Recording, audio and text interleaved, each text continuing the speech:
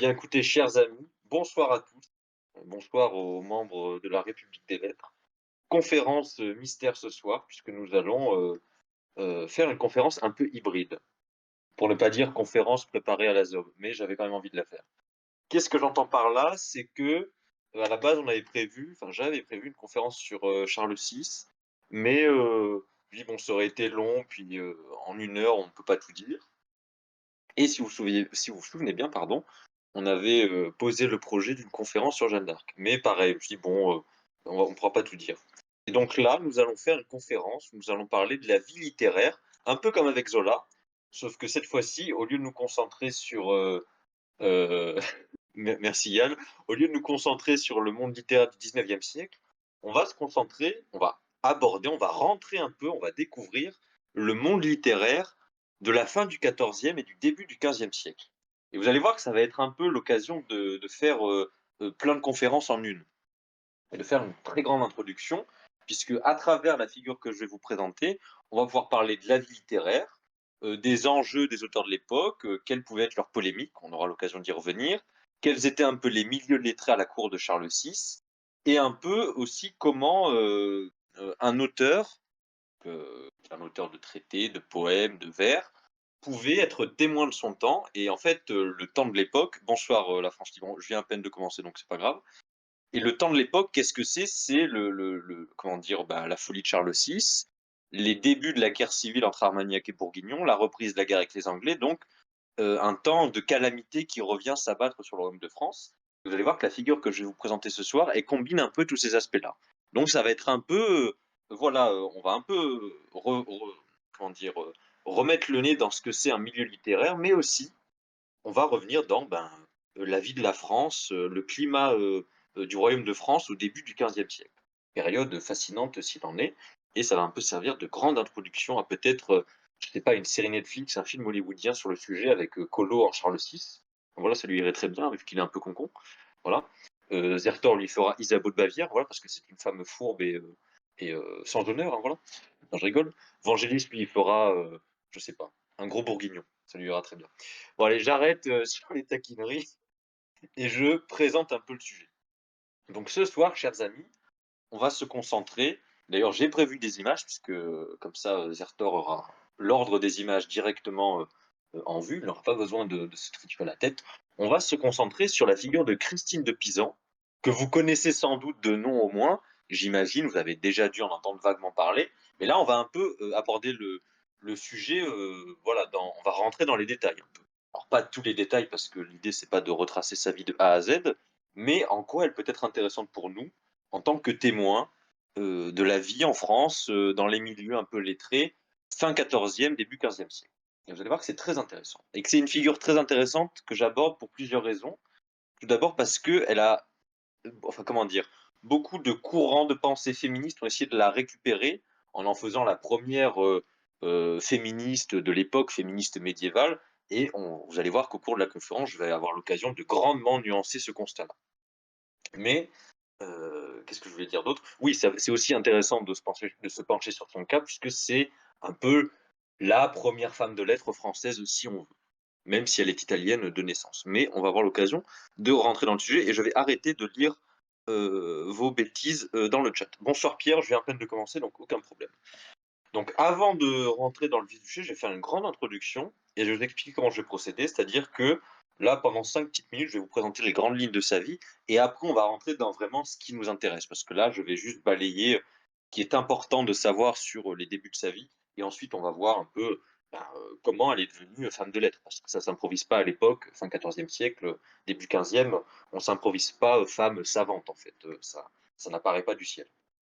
Alors, Christine de Pisan déjà, pour la partie un peu biographique qui n'est pas la plus, passionnante, elle naît à Venise en 1364, donc voilà, italienne, et son père est Thomas de Pisan, qui a étudié à Padoue, à Bologne, et c'est un médecin et un astrologue. Puisqu'à l'époque, vous savez, voilà, c'est un savant de son temps, si vous voulez. Il s'intéresse à beaucoup de choses, mais il est entre autres médecin et astrologue, puisqu'à l'époque, l'astrologie n'est pas, mal vue, parce que, bah, c'est une pratique Bonjour à presque tous et culturelle bienvenue. depuis l'Antiquité, en fait.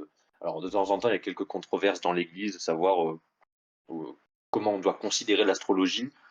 Bon, ça a pu être condamné quand les astrologues étaient un peu trop foufous, mais même certains papes, pardon, se faisaient tirer leur horoscope. Donc, l'astrologie était quelque chose de commun et de relativement accepté à l'époque. C'était pas vu, pardon, comme une pratique, new ageuse, hérétique en fait. C'était une pratique, comme une autre, on va dire, mais réservée à une certaine élite. On ne pouvait pas s'improviser astrologue et il pouvait y avoir quelques carabistouilles puisque c'est un peu de la magie quand même. Bref, donc Thomas de Pisan est un homme très cultivé, très ouvert d'esprit, il est très attentif à cette espèce de préhumanisme qui bouillonne déjà en Italie, puisqu'on est au XIVe siècle, hein, donc en Italie, ça bouillonne déjà, ça a même déjà bouillonné, en France ça va venir un peu après.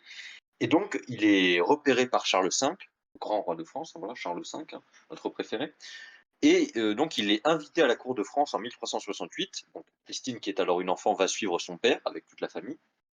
Et en gros, Thomas de Pisan va à la fois exercer la charge de médecin et d'astrologue attitré de Charles V, ce qui est quand même pas mal. Donc il va faire l'astrologie pour Charles V, il va tenter de le soigner, et voilà. Et en gros, ce qu'il faut retenir, c'est que dans sa jeunesse, il va repérer que Christine est quand même quelqu'un de très curieux, qu'elle a vraiment soif d'apprendre, mais lui, il a envie justement de la pousser dans ce côté savant, et c'est sa mère qui, par tradition en fait, et plutôt par habitude pour l'époque, va dire: «Non, non, mais en fait, faut pas trop non plus, lui donner des livres dans les mains, c'est pas son rôle, sur terre, quoi, ça reste une femme». Donc en fait, c'est le père qui est plus libéral que la mère, sur le sujet, comme quoi, voilà, voilà, les clichés, ont la vie dure. Bref, qu'est-ce que j'avais en d'autre à dire? Donc en gros, son père, gère sa vie puisque comme, c'est une femme, le père quand même, gère le foyer, gère un peu la vie de sa fille. Il lui trouve un bon parti et à 15 ans, elle va donc épouser Étienne de Castel qui était un petit, fils de notable de la petite noblesse picarde, mais qui a fait, par ascension sociale, par réseautage, qui a réussi à devenir notaire du roi, grâce aussi au père de Christine qui l'a aidé dans ses affaires, donc voilà, il a un peu aidé et il lui propose la main de sa fille. Ils se marient, Christine a 15 ans, lui, Étienne de Castel, en a 24, et ben, écoutez, ils filent un parfait amour puisqu'ils ont 3 enfants. Ils sont vraiment amoureux pour le coup, mais ben, puisque un bonheur n'arrive jamais seul, la situation va se compliquer petit à petit. Donc le mariage a lieu en 1380 et cette même année-là, Charles V décède, voilà, et ce qui va entraîner quelques complications puisque Thomas de Pisan gagnait sa vie en étant, bah, à la cour de Charles V, à la fois son médecin, son astrologue et presque l'un de ses conseillers, l'un de ses proches en tout cas, et donc ben, il va avoir, ça va être un peu la galère, quoi, et il va mourir 7 ans plus tard, donc en 1387, mort de Thomas de Pisan, donc voilà, Christine n'a plus de papa, bon, ça arrive. Mais ce qui est encore plus grave, c'est que cette même année 1387, décidément, il y a des morts tous les ans, eh bien, Étienne de Castel, le mari de Christine, va lui aussi mourir, lors d'une expédition à Beauvais. Il va mourir alors c'est pas la peste, mais il va mourir d'une épidémie quelconque à Beauvais. Voilà les maladies à l'époque. Et ce qui est très problématique, puisque, ben, son mari est mort, Christine est dans une situation très complexe, puisqu'on sait que le cas des veuves est un cas, très épineux. Puisqu'une veuve, par définition, elle peut, subir, comment dire? Elle peut subir des pressions, et c'est là que Christine va vraiment changer, va vraiment s'affirmer. Puisque jusqu'à présent, bon, c'était une femme un peu curieuse, mais là, si son mari n'était pas mort, peut-être qu'elle aurait été une femme lambda de la cour, de l'entourage, du roi de France, quoi. Un peu, lettrée, notaire, fonctionnaire du roi, sans plus. Mais là, ça va changer. Puisque en fait, lorsque son mari meurt en 1387, Christine, bon déjà, elle va avoir, c'est là, en fait, que je commence vraiment la conférence, en fait. Donc, voilà. Là, il y a eu un tournant, monsieur, il y a eu un turning point, hein, comme voilà, comme dirait Colo. Enfin, là, il y a eu un shift, hein, voilà. Mais on va quand même parler français puisqu'on est respectable. Donc voilà, la mort de son mari, c'est vraiment le point de bascule. Puisque déjà, elle va avoir, beaucoup de problèmes, financiers. Puisque, une veuve, par définition, c'est un peu une proie facile pour tous les créanciers, puisque son mari avait, vous savez, il y a des affaires, je possède des terres, mais je les ai à créance, il y a des hypothèques, donc il y a plein de dossiers de dossiers de biens à traiter, et beaucoup de créanciers vont essayer de l'entourlouper, c'est-à-dire lui dire: «Non, non, non, mais là, vous nous devez tout, là, non, mais l'hypothèque, faut la rembourser», enfin beaucoup de magouilles financières, et elle va galérer pendant presque 13-14 ans à, gérer tout ça puisque, en fait, ses problèmes financiers, quand je dis que des créanciers lui en veulent, c'est pas juste qu'ils lui réclament de l'argent, c'est ils lui intentent des procès pour essayer de lui piquer le patrimoine de son mari, de son père, et c'est très problématique. Et voilà, donc Christine, tant bien que mal, va essayer de survivre avec plusieurs aides, plusieurs personnes à la cour qui sont de son côté, qui vont vraiment l'aider. Mais là où ça devient vraiment intéressant, c'est que Christine, contrairement à la norme culturelle de l'époque, va refuser de se remarier. Puisqu'à l'époque, une veuve, ça paraissait impensable qu'elle ne se remarie pas, qu'elle essaie pas de refaire sa vie. Surtout que là, elle était très jeune. Je rappelle, elle se marie, à 15 ans et son mari meurt, elle a 22 ans et c'est très mal vu. Enfin, c'est impensable, de se dire qu'elle ne va pas chercher à se remarier pour, bah, justement, pour essayer de tenir son foyer, éduquer ses enfants, avoir du bien, comme dirait l'autre et essayer de garder, sa dignité. Voilà, la dignité, c'est important et en fait, non, elle va refuser de se marier. Alors, plusieurs raisons à cela. Heu, on pourrait dire: «Oui, non, mais c'est parce qu'elle était déjà très arrogante». Non, pas du tout, en fait. C'est que, comme je vous l'ai dit en introduction, la relation qu'elle avait avec son mari était vraiment une relation, d'amour, en fait, pour le dire très simplement. Elle aimait vraiment son mari, ils ont eu 3 enfants, et elle a jamais eu envie de se remarier, en fait, c'est juste pour ça. Elle était pas cynique, si vous voulez, sur le plan matrimonial. Elle aimait vraiment son mari. Bref, voilà, mais donc elle va mettre, comme je vous l'ai dit, 13 années à sortir la tête de l'eau. Elle a vécu ce qu'on pourrait dire une grosse dépression parce que quand même, soucis financiers, des enfants à éduquer, des procès à gérer, la pression sociale qui lui incombe de se remarier, elle qui dit, non. Donc on peut dire qu'elle avait quand même vécu 13 ans de galère et de grosses dépressions, voilà. Mais elle va sortir la tête de l'eau et elle va s'affirmer, en fait, en tant que femme de lettres. Parce qu'au final, ça va c'est pour ça que je dis que ça va mettre 13 ans parce que le temps que ça mature de gérer déjà de gérer les problèmes, d'éduquer ses enfants qui sont très jeunes à l'époque, de faire le deuil de son mari aussi. Mais petit à petit, elle va se dire: «Bon, j'ai grandi dans un milieu un peu savant, on a un peu freiné mon éducation quand j'étais jeune à cause de ma mère, je fréquente les milieux de lettrés de la cour de Charles VI, heu, je suis une femme de lettres». Elle va finir par déjà par curiosité, elle va emprunter énormément, elle a un peu sa bibliothèque personnelle, j'en ai mis un extrait là dans le ressort de conférence là, c'est quand elle est à l'étude, donc elle a un peu sa table, ses crayons, voilà. C'est moi qui prépare les conférences. Et elle a sa bibliothèque personnelle, mais elle emprunte aussi beaucoup, à la bibliothèque royale. Alors ça porte pas le nom de bibliothèque royale, mais c'est un peu l'idée. C'est là où en gros les gens de la cour empruntent les livres. Il y a un gardien, en fait, il y a une espèce de gardien des clés. Il emprunte les livres et en fait, c'est tout le milieu de lettrés de la cour de France, donc de Charles VI à l'époque, qui fréquente cette bibliothèque, qui emprunte, qui discute. C'est un peu un salon littéraire avant l'heure, si vous voulez, où tout le monde se connaît. Bref, et elle va se mettre petit à petit à écrire. À la fois, elle écrit beaucoup en vers, énormément de poèmes, et ce qui va vraiment être important pour la suite, c'est que tous ses écrits ont une teinte, une tournure allégorique. C'est pas Zola, quoi, c'est pas Balzac, c'est pas du naturalisme avant l'heure. C'est l'idée il y a des grandes figures, philosophiques. Donc par exemple, je vais donner une autre image, c'est que souvent dans plusieurs de ses écrits, donc notamment dans un qu'on va étudier un peu après, et elle utilise beaucoup la figure des dames. C'est-à-dire que plutôt que de dire la raison, le bon sens, il y a dame raison, il y a dame justice, il y a dame, sagesse, par exemple, donc qui sont un peu des vertus. Donc là, celle que j'envoie, c'est ça, c'est, Christine avec les 3 dames. Ces 3 dames-là qui sont, figurées sur l'enluminure sont un peu des allégories, qui sont issues de ses œuvres. Donc elle parle toujours par un langage allégorique, un langage, versifié puisqu'elle écrit en vers, un langage français, puisqu'on est au début du XVe siècle, mais elle écrit en langue française, même si c'est du français un peu vieillot, mais ça reste français. Et voilà, donc elle connaissait bien le français, elle connaissait bien l'italien, elle connaissait un peu de latin. C'était une femme tout à fait lettrée de l'époque. Et donc elle va s'affirmer, mais vous allez me dire comment, en tant que femme de lettres, elle va affirmer son côté un peu auteur, un peu George Sand avant l'heure? Eh bien, vous auriez raison de me poser la question. C'est tout simplement parce qu'elle va, bon déjà, elle va écrire de son côté, elle va lire de son côté ça, bon, c'est de la volonté, faut le vouloir, mais elle va surtout effectuer des travaux de commande, un peu comme Balzac pour payer ses dettes. C'est-à-dire qu'elle va, bah, déjà, elle va commencer à se faire connaître, elle va solliciter et elle va à la fois être, sollicitée elle-même par notamment des grands nobles qui vont, lui demander, des œuvres un peu hagiographiques. Mais ça, je vais y revenir juste après. Maintenant, j'aimerais me concentrer sur, l'aspect, un peu les milieux de cour, et sur, un peu les influences qui ont joué dans la vie de Christine. Parce que vous allez voir que Christine est quand même quelqu'un de très intéressant. Donc déjà, je vous l'ai dit, ça met à peu près 13-14 ans, de 1387 jusqu'au début du 15e, pour qu'elle commence déjà à gérer tous ces problèmes et à, s'envisager elle-même en tant que femme savante, en tant que femme de lettres, en tant que même scientifique avant l'heure, si on veut, quelque part. Donc en octobre 1402, elle lit plutôt elle relit, mais on va dire que c'est vraiment une lecture qui la marque. Je crois qu'elle c'est plus la première lecture. Elle lit la Consolation de philosophie de Boès, donc qui est un ouvrage du VIe siècle, un ouvrage, très intéressant, donc de l'Antiquité tardive, où si vous voulez, pour le résumer à grands traits, c'est l'idée que, face à tous les malheurs de la vie, quoi qu'il arrive, on pourra trouver de la consolation dans les études, dans la philosophie, dans les sciences, si vous voulez, dans l'étude, au sens très large du terme, dans les livres, dans les bibliothèques, dans, la volonté d'emmagasiner des connaissances.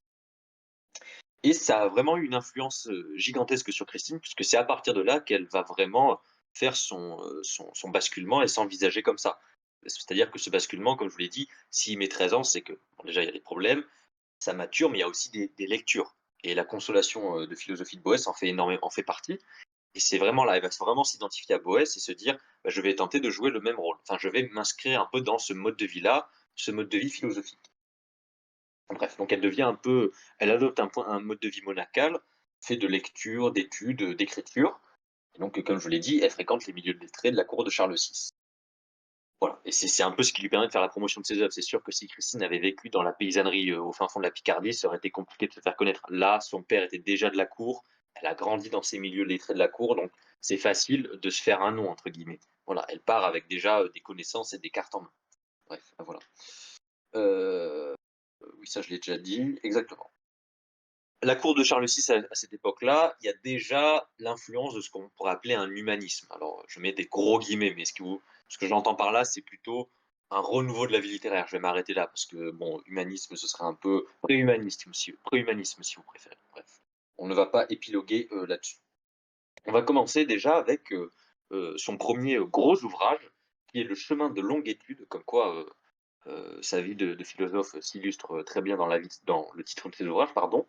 Donc en gros, l'ouvrage, elle le termine en 1402 et le chemin de longue étude, pour le résumer brièvement, c'est un c'est très compliqué à résumer, c'est-à-dire que c'est, bah, déjà un récit allégorique forcément en vers et en gros, Christine, comme dans énormément de ses ouvrages, elle va parler d'elle. Alors là, on voit déjà la misogynie du serveur, poindre, mais en même temps, comment dire? C'est assez compliqué de pas parler d'elle. Elle a déjà un cas à part, donc elle est obligée de se justifier. C'est-à-dire que, déjà, une femme qui écrit et elle va signer les ouvrages enfin, ses œuvres, de son nom, c'est déjà quelque chose, pas enfin, oui, d'anormal, de très surprenant pour l'époque. Donc déjà, c'est un peu obligé que dans chacun de ses ouvrages, elle parle d'elle, mais pas forcément dans le côté, féministe, comme on le verra à l'heure actuelle, mais déjà pour, bah, déjà se justifier, se dire: «Oui, j'écris en mon nom», voilà. Donc, elle parle un peu de sa vie, de qu'est-ce qui la pousse à l'étude? Parce qu'un homme qui est dans le milieu lettré intellectuel, bon, ça c'est pas étonnant pour l'époque, enfin pour les hommes lettrés. Mais une femme, ça paraît étonnant. Donc, dans toutes ses œuvres, elle va un peu revenir sur sa biographie, sur ce qui l'a amenée à être une femme un peu savante. Et donc elle parle d'elle, elle parle de son veuvage très difficile, elle parle un peu de ses enfants, mais elle en parle jamais de manière directe. Elle dit jamais: «Moi, Christine P, divorcée, 3 enfants», non pardon, veuve, 3 enfants. C'est toujours de manière très allégorique. On n'est jamais dans le naturalisme ou le réalisme le plus cru, c'est toujours de manière très, très prude, surtout pour l'époque, hein, forcément, pas être, on n'est jamais dans la vulgarité, balzacienne, hein, voilà, faut le savoir. Bref, mais elle y évoque surtout dans Le chemin de longue étude, donc en 1402, la situation très inquiétante de la France en 1402 sous le règne de Charles VI. Puisque Charles VI, comme vous le savez, est fou depuis, enfin, a eu sa première grosse crise de folie depuis déjà une dizaine d'années, un peu plus même, et la France traverse, comment dire, en 1402, le gros de la crise n'est pas encore là, mais Christine très, très, en avance sur son temps, parce que Christine, elle s'est beaucoup intéressée à l'histoire de France, hein. Heu déjà, bon, avec, les sources qu'elle avait à l'époque, hein, mais elle en avait déjà une lecture assez fine. Et elle voit déjà que en ce début de XVe siècle, le pays, va un peu mal, mais surtout de graves crises s'annoncent. Donc elle a déjà senti le côté, la guerre civile approche, le retour des guerres avec l'Angleterre ne va peut-être pas tarder. Elle sent que quelque chose est dans l'air et que le pays, est, comment dire? S'apprête à vivre des instants, traumatiques, traumatisants même. Et donc en 1403, elle publie un autre ouvrage, Le livre de la mutation de fortune, donc qui est un ouvrage, encore une fois, assez difficile à résumer. Vous allez voir qu'il y en a un où je vais vraiment m'attarder parce qu'il est, le titre est plus évocateur, disons. Mais le livre de la mutation de fortune, en gros, il fait à peu près plus de 20 000 vers, donc voilà. Mais c'est pas 20 000 vers, c'est pas, voilà, certains sont assez courts comme vers. Et en gros, bon, Pour le coup, le titre est assez évocateur, c'est-à-dire que c'est un peu les mutations de la vie, les difficultés de la vie, la sagesse, donc comme je vous l'ai dit, elle a été beaucoup imprégnée, elle a beaucoup lu de la philosophie, dont Boès, hein, forcément, qui l'a énormément influencé. Et Boès, lui, il écrit dans une époque où il est persécuté par des rois barbares dans l'Italie, austro-gothique. Et donc lui, c'est un peu, ben, comment vivre malgré tout, le chaos de la vie, les désordres politiques, la menace de la mort, et bien le livre de la mutation de fortune, c'est un peu l'équivalent, mais pour Christine. Donc elle y développe un peu des leçons assez générales sur la sagesse, et comme toujours, c'est un ouvrage assez allégorique. Mais en gros, c'est là où ça devient très intéressant, c'est que là, je me permets d'évoquer un peu les coulisses, c'est-à-dire que je me suis un peu, je connaissais déjà Christine, j'avais déjà lu certains trucs, mais je me suis dit pourquoi pas en faire une conférence. Donc, quand j'ai recreusé le sujet, je me suis redocumenté, mais par curiosité, je suis tombé sur la page Wikipédia de ce livre en question, donc le livre de la mutation de fortune. Et, euh, et c'est là que ça illustre un peu toutes les polémiques qu'il peut y avoir et en fait toutes les récupérations contemporaines qui peuvent être assez bêtes. C'est-à-dire que sur la page Wikipédia qui est très courte, à l'inverse de biographies un peu plus travaillées, eh bien, le livre de la mutation de fortune est présenté comme un livre, donc un livre, vous l'avez compris, qui évoque le chaos de la vie et comment essayer de, pas de s'en sortir, mais d'essayer de tirer de la sagesse et de s'en sortir avec philosophie, malgré le chaos de l'existence, les désordres politiques qu'il peut y avoir, les guerres civiles à venir. Et bien, en fait, sur la page Wikipédia, par curiosité, je suis allé voir, et ben, déjà, elle est très courte, et elle présente l'ouvrage, pardon, comme un texte évoquant la transsexualité de l'auteur. Et vous allez voir que c'est totalement incohérent avec ce que nous allons voir, avec ce que je vais vous expliquer tout à l'heure sur l'un de ses ouvrages les plus connus. C'est-à-dire que l'ouvrage, donc un ouvrage de philosophie, hein, 2403, ben sur la page Wikipédia, il est dit oui, mais en fait, l'auteur, il parle de manière fluide, ça montre qu'il y a une identité de genre fluide, que c'est enfin, que c'est transsexuel avant l'heure. Je crois même avoir vu le terme transsexuel, je ne mens pas. Voilà. Non, pardon, pas transsexuel, excusez-moi, transidentité, excusez-moi, je me rattrape. Transidentité, parce que justement, comme je vous l'ai dit, Christine, elle est jamais directe dans ses textes, c'est pas Balzac, c'est toujours la raison, la philosophie, c'est toujours par figure allégorique, presque mythologique. Et vous allez voir qu'elle utilise beaucoup des figures historiques qu'elle mythologise un peu. Quand on verra ça plus tard, eh bien la page Wikipédia, de manière lapidaire, se permet de statuer comme quoi ça évoque la transidentité de l'auteur. Mais en fait, non, c'est juste son mode d'expression philosophique qui est un peu déconcertant aujourd'hui parce qu'on n'est plus habitué à ce genre d'écriture un peu, comment dire, médiévale qui se réapproprie l'Antiquité, christianisée, mais qui parle un peu avec des grandes figures. C'est-à-dire que, voilà, elle parle vraiment. Des fois, elle écrit par énigme, Christine. Il y a beaucoup d'énigmes un peu dans ses écrits où c'est un peu sibyllin. Eh bien, en fait, voilà. Donc juste pour vous dire que c'est juste sa manière d'écrire qui est des fois un peu mystérieuse, sibylline, philosophique, et que non, il n'y a pas de transidentité dans les ouvrages de Christine de Pisan. Voilà. Donc, voilà, ça, c'était pour défendre Christine. Voilà, on peut être une femme lettrée du XVe siècle sans parler de transidentité. Voilà. Donc voilà, je tenais à défendre Christine ici. Je vais maintenant évoquer le plus intéressant pour moi. Je vous préviens, c'est vraiment une conférence un peu d'introduction. Enfin, d'introduction un peu à la période. Parce que vous allez voir que c'est une période fascinante. Mais c'est aussi un prétexte pour parler de littérature, parce que la littérature, c'est la vie. Bon, je vais maintenant évoquer dans cette un peu troisième grande partie la vie littéraire de l'époque et les controverses dans lesquelles Christine a été impliquée. Puisqu'en fait, le monde littéraire du début du XVe siècle en France, c'est pas un monde, au début, on pourrait se dire, oui, c'est un monde vide, en fait, à part quelques moines, personne n'écrit. Alors, déjà, vous avez tort, mais oui, beaucoup des auteurs sont, de près ou de loin, des ecclésiastiques. Là, c'est tout à fait vrai. Et Christine va avoir maille à partir avec certains de ces ecclésiastiques, mais je vais l'aborder juste après. Si vous vous souvenez de ce que je vous ai dit il y a à peine 10 minutes, je vous ai dit que l'un des moyens déjà que Christine avait de se faire connaître, c'est qu'elle était déjà familière des milieux de la cour de Charles VI, donc les milieux lettrés. Donc c'était facile de se faire un nom, mais aussi ce qui l'a aidé à se faire connaître et aussi à gagner sa vie aussi, de manière plus prosaïque, c'est qu'elle elle a réalisé des ouvrages de commande. C'est-à-dire que des grands nobles lui ont demandé des ouvrages, souvent à caractère hagiographique, pour qu'elle écrive sur tel ou tel personnage. Et c'est ce qui se passe, puisque en 1404, Philippe le Hardi, qui est donc duc de Bourgogne, lui demande, enfin lui fait la commande d'un ouvrage sur la vie de Charles V. Et cet ouvrage, Christine va l'achever en 1404, fin 1404, Et cet ouvrage s'intitule «Le livre des fées et bonnes mœurs du sage roi Charles V» et très intéressant. Alors, je vais expliquer un peu l'affaire. Donc Philippe le Hardi, lui, il était frère de Charles V.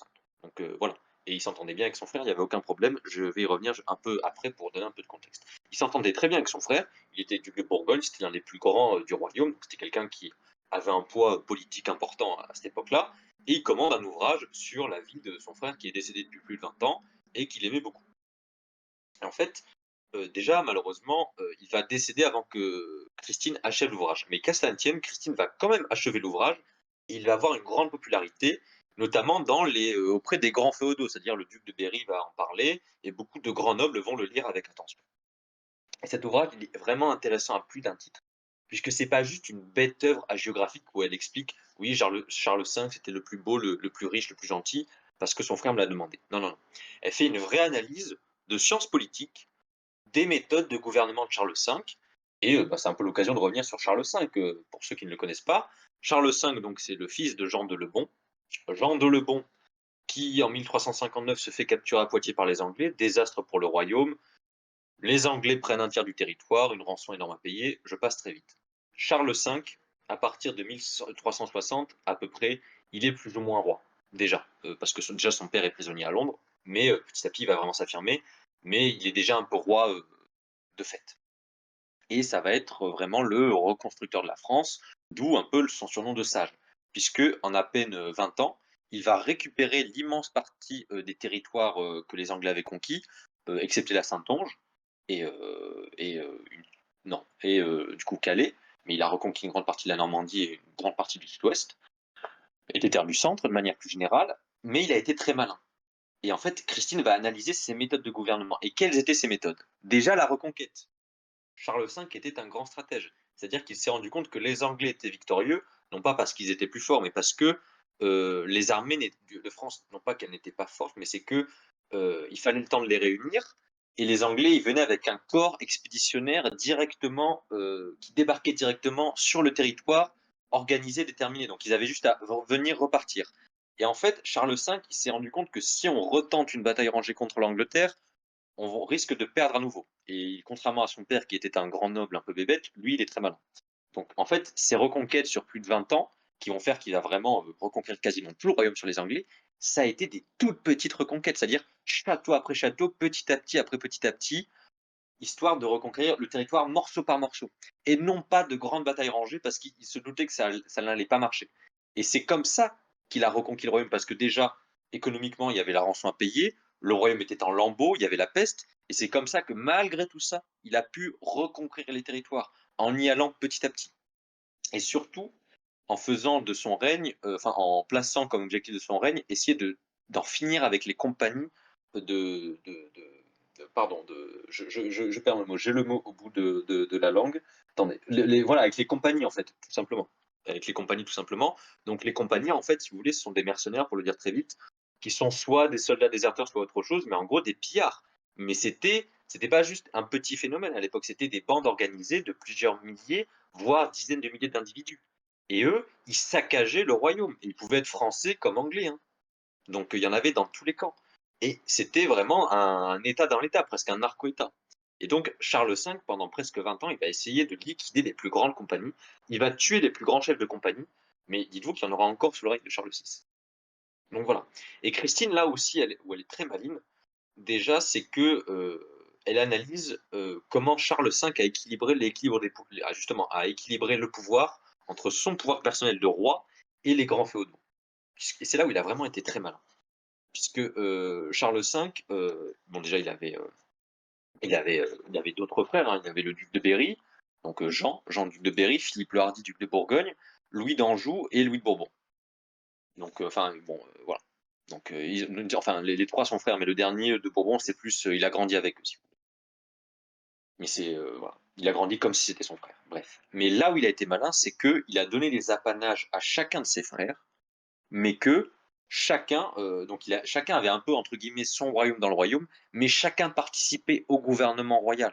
Chacun était dans le conseil et Charles V a toujours veillé à la bonne entente entre tous ses frères. Et l'exemple typique de ça, c'est le duc de Berry. Le duc de Berry qui lui il avait un petit territoire à la base, le Berry, qui a été agrandi avec le Poitou, et une partie de la Saintonge, et il a d'ailleurs beaucoup contribué à reconquérir ces territoires-là sur les Anglais. Eh bien, lui, c'est l'exemple parfait du grand féodal intégré à la dynamique de l'État monarchique. Puisque lui, déjà, il avait un apanage assez conséquent dans le sud. Il a eu tous ses fils sont morts, et donc enfin, ils sont morts alors que lui donc il a survécu à ses fils. Et toute sa vie, donc déjà, ça a été un grand promoteur des arts des lettres, on pourra en parler des heures parce que c'est un personnage fascinant, les très riches œuvres du duc de Berry. Mais vu que ses fils sont morts, qu'il aimait son frère, qu'il avait le souci du bien du royaume, qu'il était très bon diplomate, c'était pas du tout un guerrier, c'était vraiment quelqu'un d'assidu sur la diplomatie, les échanges, et presque un homme d'État avant l'heure. Il a donné tout le temps et toute l'énergie qu'il avait pour essayer, tout en gardant un peu ses territoires, de bien défendre les intérêts du royaume. Et vu que ses fils étaient morts, avant lui, il n'avait aucun intérêt à placer ses fils, à évincer son frère ou autre. Et Charles V, en fait, c'est ça. Elle analyse, elle montre qu'il a eu l'intelligence du bon gouvernement. Comment faire de sa famille des alliés des grands féodaux. Voilà. Et Philippe le Hardi, duc de Bourgogne, est un bon exemple puisqu'il a demandé une œuvre qui retrace la vie et le bon gouvernement de son frère. Et donc voilà, elle analyse aussi dans le livre des faits et bonnes mœurs du roi Charles V, tout son sens très fin de la diplomatie, hein, voilà, puisque on ne reconquiert pas le royaume au nez à la barbe des Anglais sans un peu de diplomatie, donc elle analyse un peu ça. Et c'est vrai que Charles V était un roi sage et philosophe, mais parfois un peu filou. Mais bon, pour être un bon diplomate, il faut être un peu froid aussi. Voilà, c'est une leçon de vie. Bref, je passe un peu sur cette partie-là, mais c'était vraiment une partie qui m'intéressait beaucoup. J'aurai l'occasion d'y revenir. Un autre exemple, et là où je vais un peu conclure cette partie-là, c'est quand je voulais évoquer le sujet des controverses littéraires, puisque Christine, c'est là un peu que sa réputation de féminisme commence, elle va prendre parti dans une controverse littéraire de son temps. C'est-à-dire que elle va écrire des lettres. Au début, ça va rester des lettres qui vont circuler dans les milieux lettrés, où elle va un peu dénoncer le roman de la rose. C'est pour ça que j'ai mis le truc, le nom de la rose dans l'image de la conférence. C'est dit, il y a rose dedans. Le roman de la rose, qui est un roman médiéval, qui est commencé au début du XIIIe siècle, continué tout au long du XIIIe siècle, où on a différents auteurs, Jean de Meung, Guillaume de Loris, et chacun va rajouter, c'est un peu les deux grands auteurs. L'un commence, il écrit 20 000 vers, quelques décennies plus tard, l'autre en écrit 18 000. Bref, donc c'est un peu une œuvre commune, mais c'est une œuvre très populaire au XIIIe siècle, au XIVe et au début du XVe siècle. Tant et si bien qu'en 1386, le duc de Bourgogne demande une grande tapisserie qui illustre l'histoire du roman de la Rose. Et en fait, pour pas revenir, enfin je vais pas revenir sur le roman de la Rose, mais c'est un roman qui est l'œuvre Guillaume de Loris et Jean de Meung, qui sont un peu des ecclésiastiques, qui ont fait des, parce qu'à l'époque, quand on étudie, on est forcément lié de près ou de loin au milieu ecclésiastique, même si on n'est pas forcément prêtre. Mais on est un peu dans ce monde-là, dans ce moule-là en tout cas. Et étant donné que c'est un peu une œuvre d'ecclésiastique, elle charrie énormément. C'est une œuvre allégorique aussi, un peu allégorique, mythique, bon bref. Mais toujours dans un esprit un peu chrétien, forcément. Mais étant donné que c'est une œuvre écrite par des hommes imbibés de culture ecclésiastique, c'est une œuvre qui charrie beaucoup de clichés, qu'on pourrait dire misogynes vis-à-vis des femmes, qui sont vraiment dépeints comme des créatures du diable, on se moque d'elles, bref. Et Christine, ça l'agace un peu, donc elle fait circuler beaucoup de lettres de son vivant, et, enfin, dans les milieux de cours, et il va vraiment y avoir une confrontation littéraire avec d'autres hommes de lettres, des ecclésiastiques qui vont s'opposer à elle. Il va y avoir un jeu de lettres interposées autour du roman de la Rose, et c'est là que Christine va vraiment prendre la défense des femmes avec un grand F, en disant non, mais en fait, le fond de sa pensée, c'est de dire oui, mais vous critiquez tellement les femmes, mais vous n'y connaissez rien, en fait. Elle va pas le dire comme ça, elle va y mettre l'effort, mais le fond de son argumentation, c'est vous êtes des ecclésiastiques, vous ne connaissez pas les femmes. Là, c'est vraiment des clichés bas de plafond, misogynes, haineux, et elle va un peu prendre parti voilà, dans cette querelle autour du roman de la Rose, mais sans sortir de l'arc catholique, et non pas républicain cette fois. Bref. Et ça me semble important d'aborder cet épisode-là parce que c'est l'un des plus. C'est là où vraiment le côté féministe de Christine commence à apparaître, et je vais mettre une autre image, puisque j'ai parlé de Charles V, et j'ai bien envie de mettre juste une image. Je vous demande 2 minutes. Voilà. Là, je mets une image de Charles V et j'en mets une de son frère Philippe le Hardi.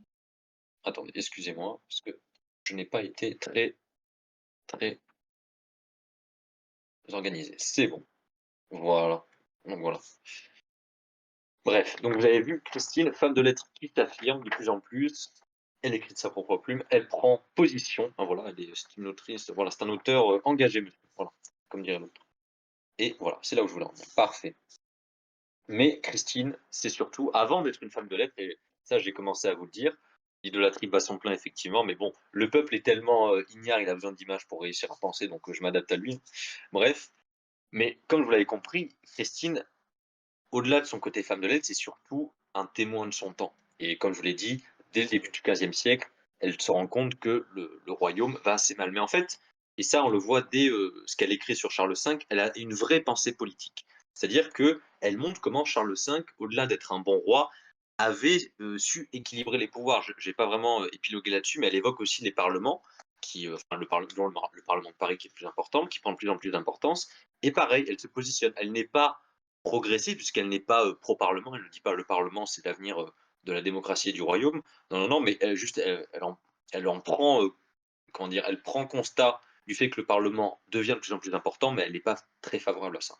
Et donc elle a une vraie pensée politique, elle a même une pensée de l'impôt puisque, à l'époque, au temps de Charles VI, l'impôt est une chose, comment dire? Auquel les Français ont beaucoup de mal à se faire puisque, heu, comment dire? Bah, les autorités essayent d'encourager le peuple à l'obéissance fiscale, mais bon, il y a énormément de révoltes, les gens on rechigne à payer l'impôt et Christine va élaborer une petite théorie de l'impôt où pour elle, je résume, à grands traits sa théorie, c'est que l'impôt doit être juste, forcément, mais qu'il doit surtout servir à la défense du royaume et à l'utilité publique. Je cite, hein, vraiment utilité publique et donc, presque comme une journaliste d'investigation avant l'heure, elle s'oppose au gaspillage dans le luxe de la cour et dans les dons excessifs, le fait que les impôts soient gaspillés justement dans le luxe de la cour et dans les dons excessifs. Donc elle a presque une théorie de l'utilité générale, du groupe social et donc voilà, donc c'est quand même, pour vous dire que c'est pas juste une femme qui écrit des poèmes pour faire joli, donc il y a une théorie de l'impôt, il y a une théorie presque de la violence légitime avant l'heure. Bref, mais en gros, je résume en 4 points, en gros, sa théorie de l'impôt pour qu'on passe a assez vite, par ici. C'est que pour elle, parce que comme vous l'avez compris, c'est pas une démocrate, hein, on est dans une pensée un peu du roi. Pour elle, petit 1, le roi a le droit de lever l'impôt. Ce droit a des limites, puisque le roi ne doit pas faire n'importe quoi avec, ce droit qui lui est donné. L'enfer est promis à ceux qui transgresseraient ces limites. Donc là, elle vise un peu les fonctionnaires qui usurperaient de leurs prérogatives pour arracher les sous aux honnêtes gens. Petit 4, les sujets sont tenus au devoir d'obéissance et peuvent être contraints à payer l'impôt. Donc voilà.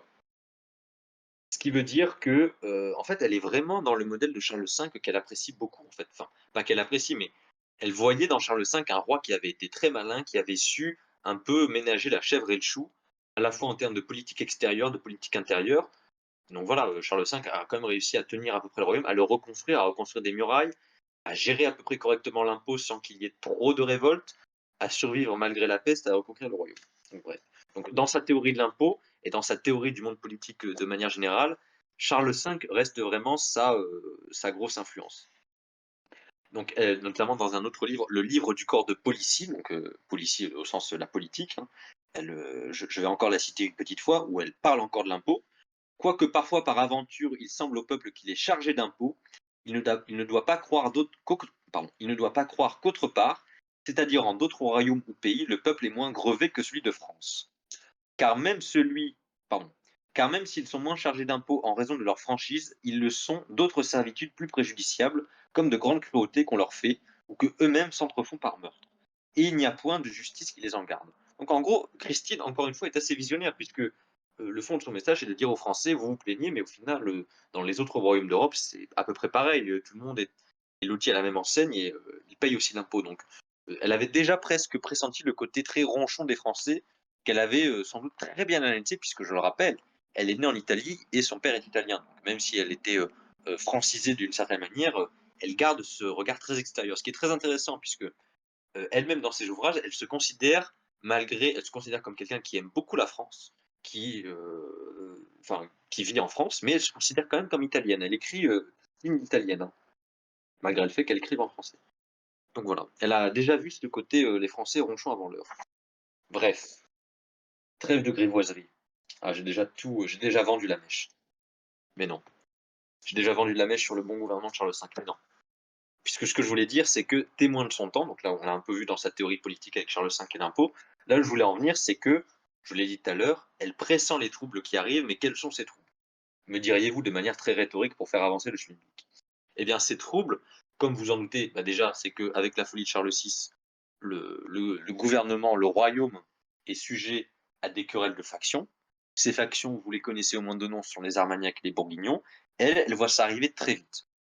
Et comme vous le savez sans doute, l'élément qui va vraiment cristalliser comment dire, qui va marquer le point de non-retour de cette querelle sans fin Armagnac-Bourguignon, enfin cette querelle fratricide et sanglante, c'est l'assassinat de Louis d'Orléans, le fils cadet de Charles VI, donc pardon, le frère cadet de Charles VI, donc un fils de Charles V, donc voilà, qui aurait pu être prétendant au trône, qui lui était du parti Armagnac. Alors je vais expliquer vite fait. Armagnac, c'est pas ça, enfin, le mot est un peu galvaudé pour désigner le parti, mais bon, c'est comme ça que le temps enfin, c'est comme ça que le temps l'a retenu. Et bien en fait, Louis d'Orléans, donc le frère cadet de Charles VI, donc quelqu'un d'important dans le royaume, puisque c'est le frère du roi actuel, va finir assassiné à Paris le 23 novembre 1407 par un universitaire parisien, mais à la solde des Bourguignons. Et à cette époque-là, le duc de Bourgogne, c'est Jean sans peur. Et en fait, c'est une querelle de faction qui existait déjà avant. En fait, cet assassinat, c'est juste le point d'orgue, le point de non-retour, le point de bascule de cette querelle de faction, puisque avec la folie de Charles VI, bah, comme je vous l'ai dit, la cour est de plus en plus sujette à des querelles d'influence, puisqu'il n'y a plus la figure unitaire du roi qui impose son autorité. Bref, mais en fait, cet assassinat, il inquiète Christine presque physiquement, puisque suite à cela, bah, les Bourguignons vont gagner de l'influence jusqu'à faire régner l'ordre à Paris, avec Jean sans peur qui va s'installer à Paris en 1409. Mais dès 1407, elle est inquiète, puisque, pardon, puisque les Bourguignons ont déjà, enfin, comment dire, montrent déjà leur influence dans Paris même, et en fait, Jean sans peur va pardon, pas Jean sans peur. Les Bourguignons vont capturer pardon, Jean de Montaigu. Et Jean de Montaigu, qui c'est? J'en ai pas parlé parce qu'il n'est pas important. Jean de Montaigu, en fait, c'est quelqu'un qui occupe des fonctions importantes à la cour. Et en fait, pour le dire très brièvement, il est grand maître de l'hôtel royal. Retenez juste qu'il est haut fonctionnaire, si vous préférez. Et bien en fait, ce Jean de Montaigu, il avait aidé Christine dans ses déboires financiers. Et en fait, il a été capturé par les Bourguignons, enfin arrêté plutôt, le 7 octobre. Donc 7 octobre 1409, donc 2 ans après, presque 2 ans après l'assassinat de Louis d'Orléans. Donc voilà, 7 octobre, non pas 7 octobre Israël-Palestine, mais quasiment pareil. Il est arrêté le 7 octobre 1409 et il est exécuté le 17.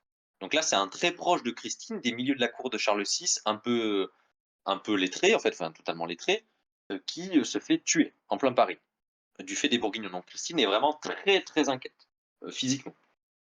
Et bah, dans ses écrits, sans prendre parti, ça je résume un peu ce qu'elle pensait, elle penche plutôt du côté armagnac, mais elle n'était pas partisane. C'est-à-dire que pour elle, déjà, elle avait compris que les querelles de factions Armagnac-Bourguignon, c'était le meilleur moyen d'amener le royaume dans la guerre et l'anarchie, ce qui n'a pas manqué.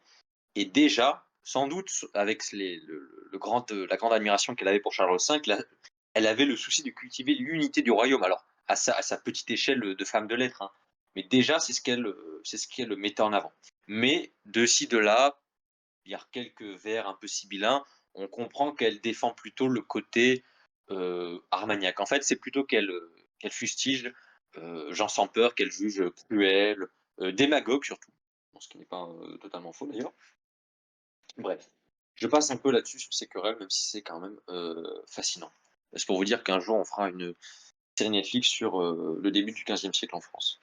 Bref, j'en viens maintenant, et vous allez voir que je vais conclure assez brièvement. Bon, la conférence dure le temps qu'elle mérite. J'en viens maintenant à un sujet pour lequel Christine est vraiment le plus connu. C'est-à-dire que parmi les ouvrages que j'ai cité la majorité des ouvrages, hein, mais vous avez vu que certains sont plus intéressants que d'autres. Le plus connu de Christine de Pisan reste La Cité des Dames, qu'elle a terminé de composer en 1405. Donc on est avant les troubles Armagnac-Bourguignon, enfin du moins les troubles violents, enfin le début de la guerre civile Armagnac-Bourguignon, si vous préférez.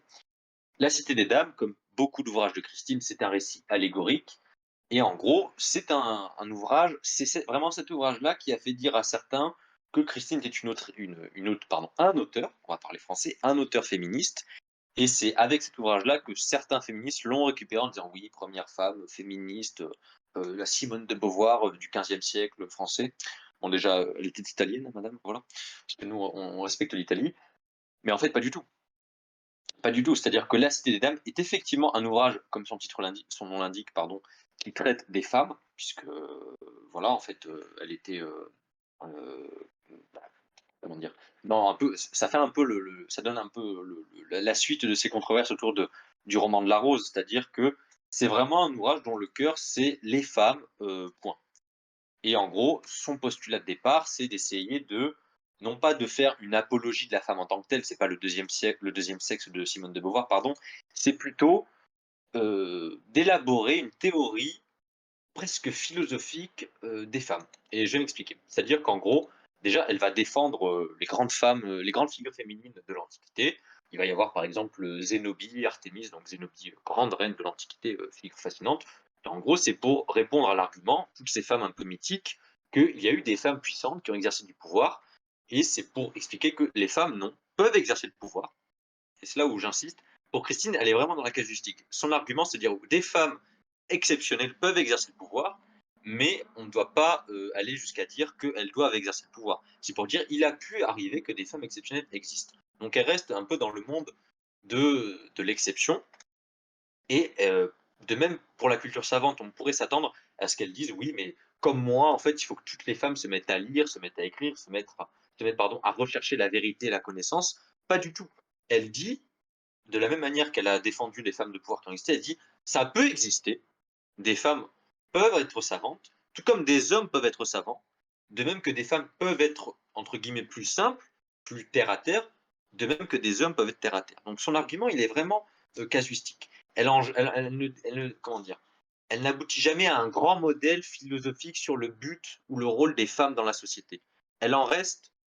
Certains diraient en surface, mais pas vraiment, puisque pour elle, elle a quand même des constats très intéressants. C'est-à-dire que, par exemple, dans La Cité des Dames, elle évoque un sujet qui est sous ses yeux, c'est l'ascension sociale fin 14e, début 15e siècle. Un sujet dont elle est, elle-même témoin, puisque son mari, Étienne de Castel, était un tout petit noble qui, par le jeu des alliances, notamment des liens que son mari avec son père avant qu'il se marie, eh bien, son père l'a aidé à devenir grand notaire de Charles V. Ce n'est pas rien. Donc, elle est témoin de cette petite ascension sociale et elle explique que, ben, oui, il y a des reconfigurations de classe qui s'opèrent, même si elle n'emploie pas le terme de classe. Donc voilà, la Cité des Dames, c'est vraiment très intéressant pour ça puisque, bah, c'est riche en enseignements et contrairement à ce que certains y ont voulu voir, il n'y a pas de brûlot féministe, en fait. Elle met en avant les vertus de la femme, et comme je vous l'ai dit, certaines femmes peuvent cultiver comme vertu l'intelligence et les études, mais elle n'en dresse pas de revendications politiques. Elle dit: «Ça peut arriver». Donc c'est pas Simone de Beauvoir.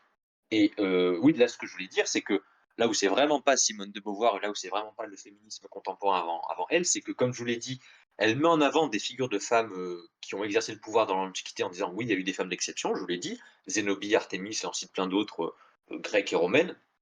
Mais surtout, elle écrit énormément dans La Cité des Dames sur la Vierge Marie, qui reste un modèle qu'elle met énormément en avant.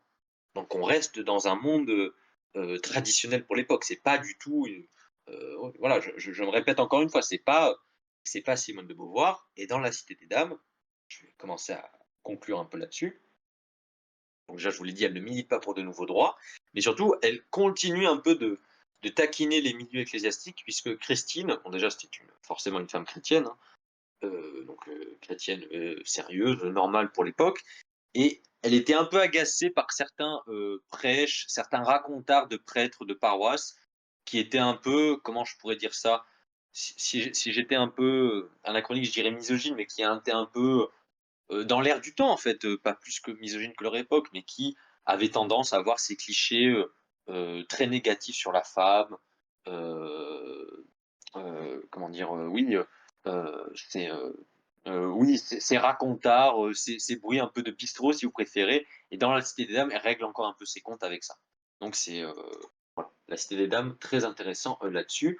L'image que j'en vois là, c'est celle de l'assassinat du duc d'Orléans, voilà, c'est une petite enluminure, que je trouve bon, très jolie, voilà. Bon, c'est un peu stylisé parce que c'était pas forcément sur un pont, mais je trouve l'image assez jolie. Bref. Qu'est-ce que j'ai mis? Oui, voilà. C'est bon. On est à peu près je n'ai pas terminé, hein, donc ne vous débutez pas. J'en ai terminé avec la Cité des dames, j'ai dit les grandes lignes. Donc ça n'est pas Simone de Beauvoir, ça n'est pas un tract, politique ni féministe. C'est plus subtil que ça et c'est très intéressant pour l'époque. Bref. Là où je voulais en venir, c'était un peu sur ce sera ma dernière partie et ça servira de conclusion. C'était un peu sur la fin de vie de Christine, qu'on connaît très mal. On la connaît très mal, mais on sait que donc là, je vous ai laissé la Cité des dames, c'est 1405. 1407, assassinat de Louis d'Orléans, en plein Paris, 23 novembre. 1409, les Bourguignons s'emparent de Paris, Jean sans peur fait régner la terreur, il fait assassiner Jean de Montaigu, un proche de Christine, et la guerre civile Armagnac-Bourguignon va se poursuivre, invasion anglaise dans la foulée, invasion de la Normandie, Azincourt en 1415, traité de Troyes en 1420, où Henri V va récupérer la couronne, va réunir les deux couronnes de France et d'Angleterre dans le traité de Troyes, Charles VII va s'exiler à Bourges, vous connaissez la suite. Là où je ne vais pas revenir sur tout ce contexte-là qui est très intéressant, mais c'est pas l'objet, je pars du principe que vous connaissez au moins les grandes lignes. Mais ce qui est important, c'est que si vous connaissez un peu le contexte, vous savez que donc Charles V va un peu avoir lui aussi ses 13 ans de galère, si on peut, si on peut employer cette métaphore, mais au moins sa bonne décennie de galère à essayer de se faire reconnaître comme héritier légitime du trône de France, à galérer un peu tout seul dans le désert. Bon, en vrai, il n'était pas si seul que ça, mais on va dire que toutes les cartes n'étaient pas en main, ça a beaucoup de temps. Et si vous connaissez un peu la suite, vous savez qu'une certaine paysanne venue du Schnorr, hein, voilà, que quelqu'un dans le vocal, voilà, un picard du vocal se reconnaîtra, hein, même si c'était pas exactement la Picardie, mais bon, c'est le Schnorr. Une jeune paysanne venue du Schnorr va aider ce pauvre roi de Bourges à essayer de récupérer son trône. Une petite Jeanne, voilà, Jeanne au secours. Je sais pas si on a le soundboard, mais on va éviter pour la conférence, s'il vous plaît. Et en fait, très intéressant, on suppose que Christine meurt en 1430. Comme vous le savez, 1429, libération d'Orléans par Jeanne. Et en fait, le dernier écrit qu'on ait de Christine est sur Jeanne d'Arc. Comme quoi, je vous dis que c'est vraiment l'auteur le plus intéressant à étudier pour comprendre la période. La dernière trace écrite qu'on ait de la main de Christine de Pisan est sur Jeanne d'Arc. Magnifique. Je vais lire le début. Donc en gros, 1429. On ne sait pas précisément quand dans l'année, mais on se doute que c'est après la levée du siège d'Orléans. Enfin, la délivrance d'Orléans, si vous préférez. Bon, c'est pareil. C'est c'est dans ce qu'on appelle la Ditié de Jeanne d'Arc. Donc c'est l'ouvrage qu'elle a écrit sur Jeanne d'Arc, et on pense qu'elle est morte la même année. Enfin, Christine, hein, pas Jeanne. L'an 1429 reprit à luire le soleil. Je, Christine qui ai pleuré, 11 ans en abbaye close, or appris me prend à rire bonnement de joie. Et en fait, même si on a du mal à reconstituer ce qui s'est passé, on se doute que les semaines de terreur qui ont suivi comment dire, la domination anglo-bourguignonne à partir de 1418, et même un peu avant, juste avec les Bourguignons, mais 1418, la domination anglo-bourguignonne sur Paris, où vraiment là c'est vraiment un gouvernement anglo-bourguignon qui dirige la capitale. On sait qu'elle a fui et on pense qu'elle s'est réfugiée, ce qui est le plus plausible, à l'abbaye de Poissy. Et en fait, j'ai pas trop élaboré là-dessus parce que sinon ça aurait été trop long et c'est pas le plus intéressant. C'est que Christine, comme je vous l'ai dit, elle a eu 3 enfants, 2 fils et un fils. Un va survivre et devenir moine bénédictin, même, et ce moine bénédictin va même finir chroniqueur de Louis XI, mais il va être un peu oublié. L'autre sera envoyé en Angleterre avec Jean de Salisbury. Jean de Salisbury, plus tard, et ils ont passé leur enfance ensemble, va devenir un enfoiré qui va envahir la France, enfin un anglais, enfin à l'époque c'était pas un méchant anglais, c'était un gentil anglais, mais il va jouer un rôle actif à la guerre de 100 ans. Et donc il a été très proche du premier fils de Christine. Et en fait, ce fils-là va mourir auprès de Charles VII dans les guerres contre les Anglais et les Bourguignons. Le dernier va survivre et va finir chroniqueur pour Louis XI, je vous l'ai déjà dit. Et il sera vieux moine bénédictin, et il sera un peu oublié. Mais par contre, sa fille, elle, on sait, on est quasiment sûr qu'elle l'a retirée à l'abbaye de Poissy, qui était une abbaye très sélecte, où des filles de rois pouvaient être envoyées si elles voulaient devenir moines, épouser la vocation de moniale. Donc c'était vraiment une abbaye pour les femmes de la haute aristocratie. Et on sait que Christine y a envoyé sa fille unique. Et en fait, on est quasiment sûr que quand la situation s'est vraiment mise à devenir très comment dire, dangereuse et inquiétante à Paris, on est quasiment sûr que c'est dans cette abbaye-là qu'elle s'est retirée, et c'est là qu'elle écrit la Ditié de Jeanne d'Arc. Et en fait, dans cette Ditié, elle loue, parce que comme vous l'avez vu, quand j'ai essayé de vous le faire comprendre, elle aime le royaume de France, elle prêche pour son bien-être, son unité.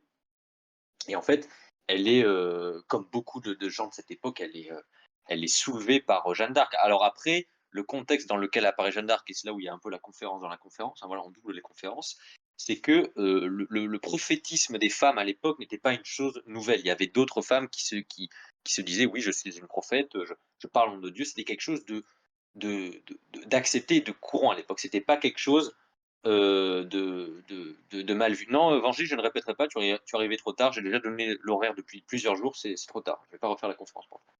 Donc comme je vous l'ai dit, le prophétisme féminin était quelque chose de courant à l'époque. Donc voilà, il y avait plein de femmes qui se disaient un peu prophètes, voilà, qui prêchaient la venue, enfin comment dire? La libération de la France. Mais ce qui change avec Jeanne, c'est que Jeanne, non seulement entend des voix, se dit prophétesse, mais contrairement à toutes les prophétesses qu'il y a pu avoir dans le monde chrétien d'alors, elle prend les armes en plus. Donc paysanne, prophétesse passe encore. Paysanne, prophétesse qui prend les armes, c'est tout autre chose. Et encore paysanne, oui paysanne, mais pas paysanne pauvre, enfin pas trop pauvre non plus. Enfin, bon, je vais pas refaire la conférence dans la conférence. Bref.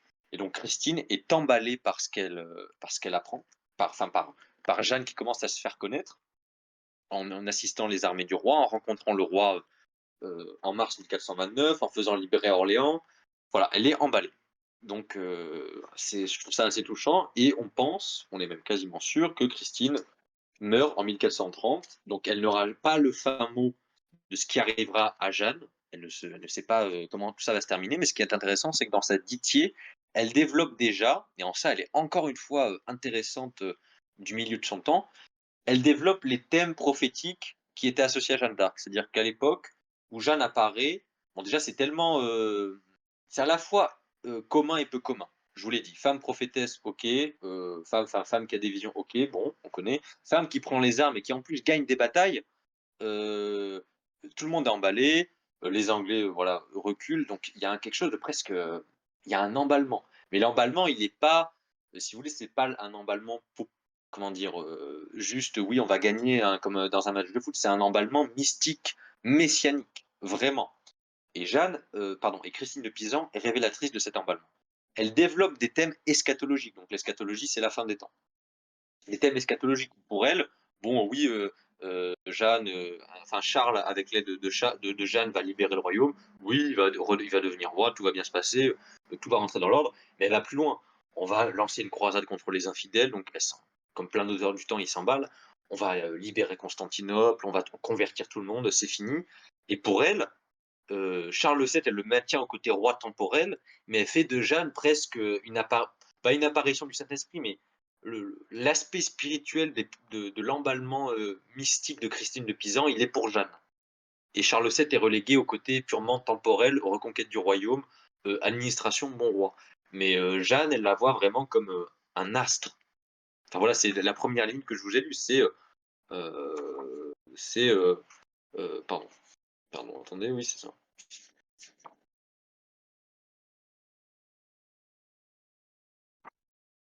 Voilà. Voilà, oui, voilà, l'an 1429 repris à luire le soleil. Bon, voilà, quoi. Tout est dit, c'est magnifique.